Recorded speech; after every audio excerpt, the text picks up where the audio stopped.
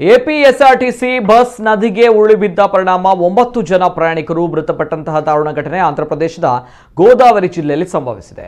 ಜಂಗಾರೆಡ್ಡಿ ಗುಂಡೆಂ ವಲಯದ ಜಲ್ಲೇರು ಎಂಬಲ್ಲಿ ಈ ದುರ್ಘಟನೆ ನಡೆದಿದ್ದು, ಬಸ್ ನದಿಗೆ ಉರುಳಿದ್ದು ಹಲವಾರು ಗಾಯಗೊಂಡಿದ್ದಾರೆ.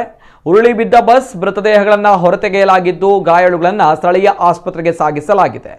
ಇನ್ನು ಬಸ್ ವೆಲೇರುಪಾಡು ಕಡೆಯಿಂದ ಜಂಗಾರೆಡ್ಡಿ ಗುಂಡೆಂಗೆ ತೆರಳುತ್ತಾ ಇದ್ದಾಗ ಈ ಅಪಘಾತ ಸಂಭವಿಸಿದೆ. ಮೇಲ್ನೋಟಕ್ಕೆ ಚಾಲಕರ ನಿಯಂತ್ರಣ ಕಳೆದುಕೊಂಡಿದ್ದರಿಂದ ಈ ದುರಂತ ಸಂಭವಿಸಿದೆ ಎಂದು ಹೇಳಲಾಗ್ತಾ ಇದೆ. ನದಿಗೆ ಉರುಳಿಬಿದ್ದ ಬಸ್, ಆದರೆ ಅಪಘಾತಕ್ಕೆ ನಿಖರ ಕಾರಣ ತಿಳಿದು ಬಂದಿಲ್ಲ.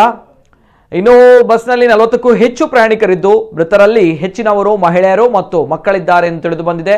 25 ಅಡಿ ಆಳದ ಕಂದಕಕ್ಕೆ ಬಿದ್ದಿದ್ದರಿಂದ ಬಸ್ ಚಾಲಕ ಸ್ಥಳದಲ್ಲೇ ಮೃತಪಟ್ಟಿದ್ದಾನೆ ಎನ್ನಲಾಗ್ತಾ ಇದೆ.